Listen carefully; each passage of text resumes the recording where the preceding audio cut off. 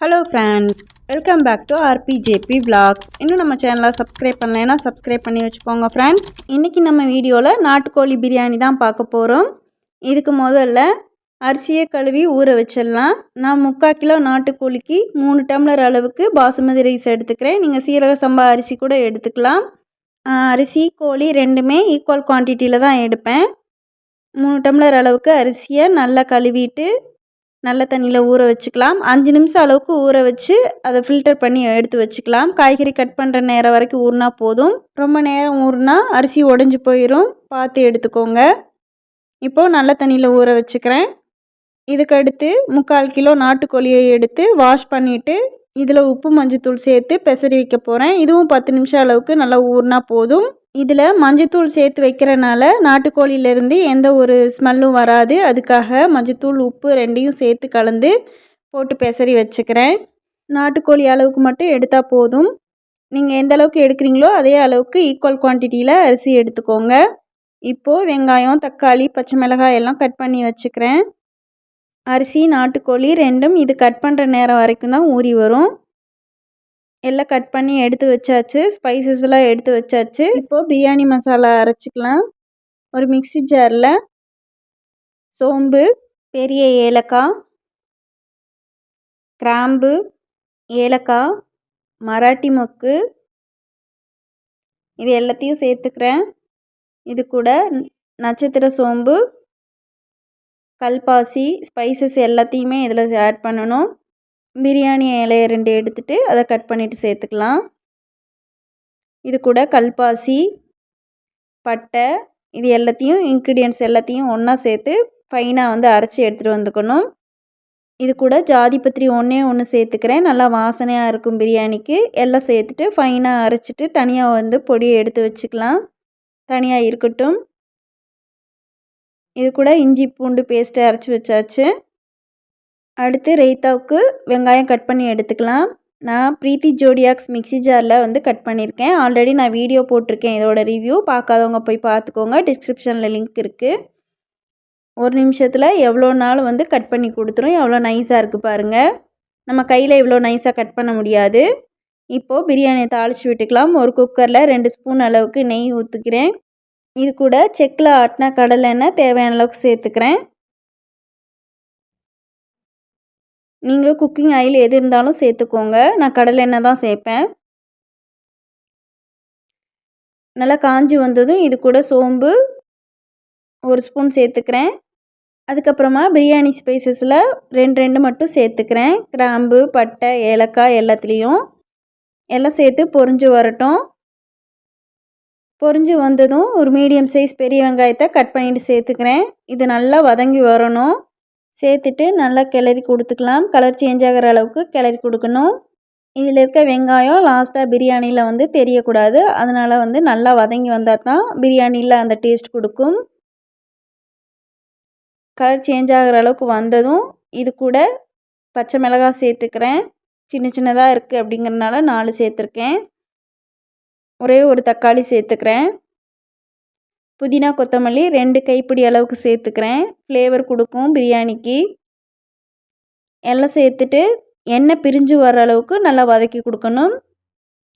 இது கூட இஞ்சி பூண்டு பேஸ்ட்டு சேர்த்துக்கிறேன் 2 ஸ்பூன் அளவுக்கு. எண்ணெய் நல்லா பிரிஞ்சு வரணும். பச்சை வாசனையெல்லாம் அப்போ தான் போகும். நல்லா கிளறி கொடுத்துக்கணும். இதுக்கடுத்து ஒரு 1/2 டீஸ்பூன் மட்டும் தனி மிளகாய் தூள் சேர்த்துக்கிறேன் கலருக்காக. நீங்கள் பச்சை மிளகாய் எக்ஸ்ட்ரா சேர்க்குறீங்க அப்படின்னா இதை ஸ்கிப் பண்ணிக்கலாம். லாஸ்ட்டாக காரம் பார்த்து கூட நீங்கள் இதை போட்டுக்கலாம். எண்ணெய் நல்லா பிரிஞ்சு வந்துருச்சு. இப்போது நம்ம ஊற வச்சுருக்க நாட்டுக்கோழியை இதில் சேர்த்துக்கிறேன்.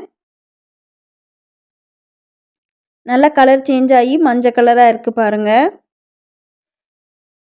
இதை போட்டுட்டு 1 நிமிஷம் அளவுக்கு நல்லா கிளறி கொடுக்கணும். இதில் இருக்க தண்ணி வெளியில் வரணும். அந்த அளவுக்கு கிளறி கொடுத்துட்டு இது கூட அரைச்சி வச்சுருக்க பிரியாணி பொடியை இதில் சேர்த்துக்கலாம். இந்த மாதிரி நீங்கள் ரெடிமேடாக செய்ய முடியல அப்படின்னா ரெடிமேடு மசாலா கடையில் கிடைக்கும்ல, அது நீங்கள் சேர்த்துக்கலாம். பிரியாணி மசாலா வாங்கி இதை சேர்த்துக்கலாம். நான் ஃபுல்லாக சேர்த்துட்டு இது கூட ஒரு 2 டேபிள் ஸ்பூன் அளவுக்கு தயிர் சேர்த்துக்கிறேன். போட்டுட்டு நல்லா கிளறி கொடுக்கணும். எல்லாம் மசாலா எல்லாம் கோட்டாகி தயிர் எல்லாம் கோட்டாகி தனியாக பிரிஞ்சு வரணும். அந்த அளவுக்கு வந்து வெந்து வரணும்.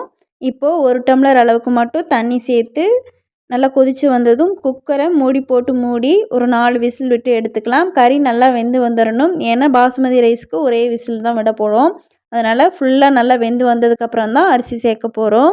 இந்த 1 டம்ளர் தண்ணியும் வந்து கணக்கில் எடுத்துக்கணும்.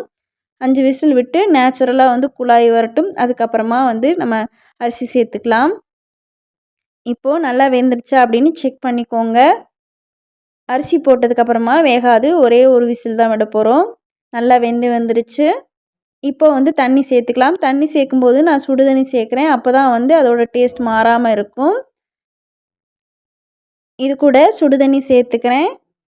3 டம்ளர் அரிசிக்கு 4 டம்ளர் தண்ணி சேர்க்கணும். ஆல்ரெடி 1 டம்ளர் சேர்த்தாச்சு. இப்போ 3 டம்ளர் தண்ணி மட்டும் சேர்த்துக்கிறேன். சுடு தண்ணி சேர்க்கும்போது டக்குன்னு வெந்து வந்துடும். அதோடய டேஸ்ட்டும் மாறாமல் இருக்கும். அதுக்காக தான். நல்லா கொதித்து வரட்டும். நாட்டுக்கோழியிலே உப்பு வந்து சேர்த்துட்டேன். நீங்கள் அப்படி சேர்க்கலை அப்படிங்கும்போது நீங்கள் மூடி போட்டு மூடி 4 விசில் விடுறதுக்கு முன்னாடியே நீங்கள் வந்து கொஞ்சமாக வந்து சேர்த்துக்கலாம் உப்பு. அப்போ தான் வந்து கறியில் சாரும். இதுக்கப்புறமா அரிசி கழுவி வச்சுருக்க அரிசியை நான் இதில் சேர்த்துக்கிறேன். மெதுவாக வந்து கிளறி கொடுக்கணும். அரிசி உடஞ்சிடக்கூடாது. பாசுமதி ரைஸ் ஊற வச்சிட்டா ஒரே விசில் விட்டால் போதும். இது நல்லா கொதித்து வரட்டும். கொதித்து தண்ணியும் அரிசியும் ஈக்குவலாக வந்ததுக்கப்புறமா நம்ம வந்து மூடி போட்டு மூடிக்கலாம். இப்போது தேவையான அளவுக்கு அரிசிக்கு மட்டும் உப்பு சேர்த்துருக்கேன். ஒரு அரை எலுமிச்சம்பழம் சேர்த்துருக்கேன். நல்லா வெந்து வரட்டும். இந்த எலுமிச்சம்பழம் அரிசியை வந்து ஒன்றோட ஒன்று ஒட்ட விடாது. அதுக்காக சேர்த்துக்கிறோம். அரிசியும் தண்ணியும் ஈக்குவலாக வந்ததுக்கப்புறமா மூடி போட்டு மூடி ஒரு விசில் விட்டால் போதும். இப்போது லைட்டாக கிளறி கொடுத்துட்டு மூடி போட்டு மூடிக்கலாம். ஒரு விசில் விட்டு அவ்வளோதான், அப்படியே விட்டு இறக்கிடலாம்.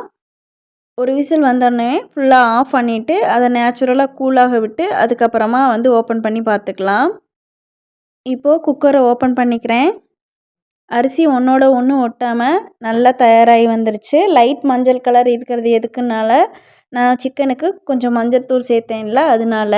நீங்கள் இது வேணாம் அப்படின்னா இன்னும் கொஞ்சம் காஷ்மீரி மிளகாய் தூள் சேர்த்துக்கிட்டிங்க அப்படின்னா இன்னும் நல்லா கலர் வந்து ரிச்சாக கொடுக்கும்.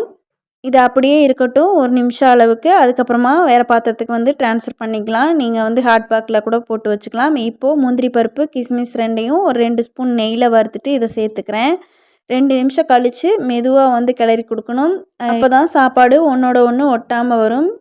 பாருங்கள் எப்படி இருக்குன்னு. நீங்களும் இது போல் செஞ்சு பார்த்துட்டு எப்படி இருந்துச்சுன்னு எனக்கு கமெண்ட்டில் சொல்லுங்கள். டேஸ்ட் வைஸ் பார்க்கும்போது ரொம்பவே வந்து சூப்பராக இருந்துச்சு. இது கூட ஆனியன் ரைத்தா கிரேவியெல்லாம் வச்சு சாப்பிட செம்மையாக இருக்கும். நீங்களும் வந்து இது போல் செஞ்சு பார்த்துட்டு எப்படி இருந்துச்சுன்னு சொல்லுங்கள். இந்த வீடியோ பிடிச்சிருந்துச்சுன்னா லைக் பண்ணுங்கள். மறக்காமல் வந்து சப்ஸ்கிரைப் பண்ணி வச்சுக்கோங்க. தேங்க்யூ ஃபார் வாட்சிங் திஸ் வீடியோ.